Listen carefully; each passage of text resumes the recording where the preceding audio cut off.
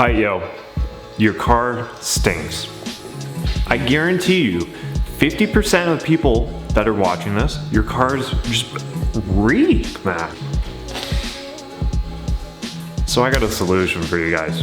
What is going on, guys? Today we got a brand new video with going along with the interior stuff on the off-road Mazda 3. Today we're not painting anything or really a DIY. I mean, you're gonna be doing this yourself. We're tackling that stink. I mean, we've painted a lot of stuff in the interior. The fire season up here, it's been smoky, so it calls for that time of day. Today we're gonna be doing the unfortunate, the thing that you never do in your service intervals, the cabin air filter. Now, the reason why I'm doing this is because on these cars, it's really difficult. So what I'm telling you guys is, look, you buy a brand new car and you don't want that stink in there, or I just guarantee you that car's probably never had its cabin filter replaced. I think it's kind of underrated. I'm really interested to see what this one's is, if it's ever been done or not. When I first bought the car, there was a little stench in it, but it's okay. But there's still like that smell. And like I said, we just went through smoky season.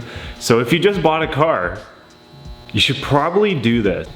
So today, unfortunately, we're gonna be doing it the easier way, but it's gonna be a little bit more difficult. I did this before. I'll put it up here for you guys if you guys wanna see the harder way, but the easier way. Today, we're gonna be doing it the harder way, which means taking out the glove box so we can access it a little easier. The way I did it was I went under here, because the thing is, it's in there and there's two filters that sit on top of each other, so you gotta be able to see, which means we gotta pull the glove box out. And buy your filter, don't get an OEM filter. This was 40 bucks. Your local automotive store, and pick a filter up from there. It'll be like 10, 20 bucks. But without further ado, guys, let's go ahead and get your stinky asses smelling a little decent. I'm just kidding. So first things first, you gotta take the glove box out. It's a lot easier than you think. You're gonna wanna take your trim piece off here, but bring these sides out. This slide hooks in, so don't just yank on this side. Pull that out. Then you got two Phillips or 8s. Those are probably 8s or 10. Then when you've done that, you gotta yank the glove box out. And then we're going to unplug this. See how I did that? Do that too. Just come right out. See, I think the glove box is probably the scariest part, to be honest. There's these, can't show you guys.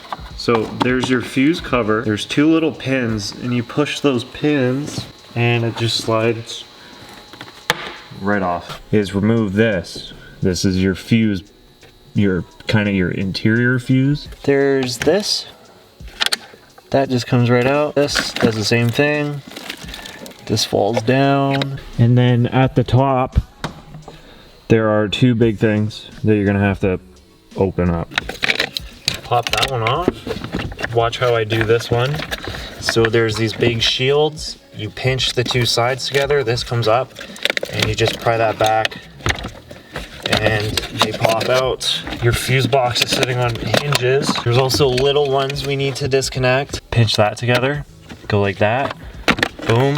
Easier to do these, same thing with this one. You pinch, pull, do that, comes right out. And then one more in the back, same thing, boom, boom. That really wasn't as hard as it looked. It's just hard filming.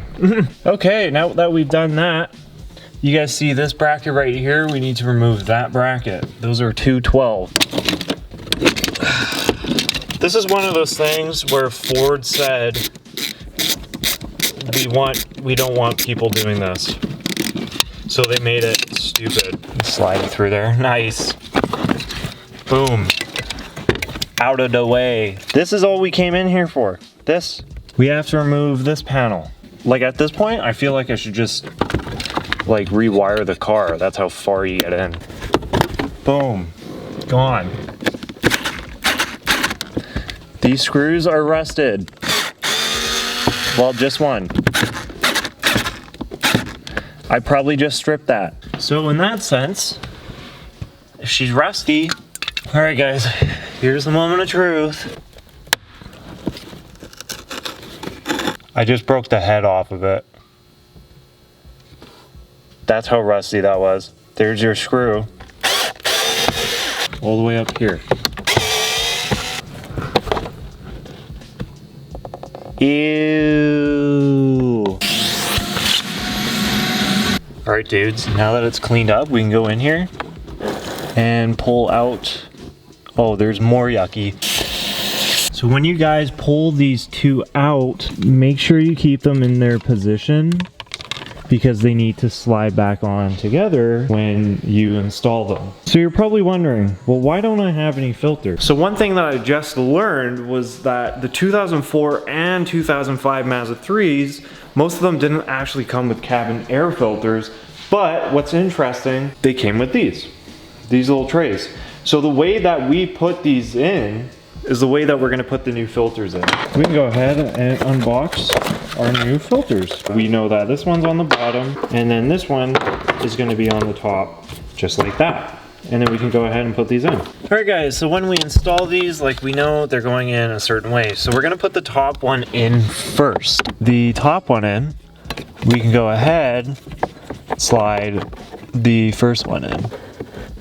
Bada bing, bada boom. And they're ready to do the job. So with that being said, we can now go ahead, put it back together. Plugging everything back in here. So the first wire we're looking for is this one that I did unplug. So I'm gonna bring this over, hook it back into the carpet here. On two.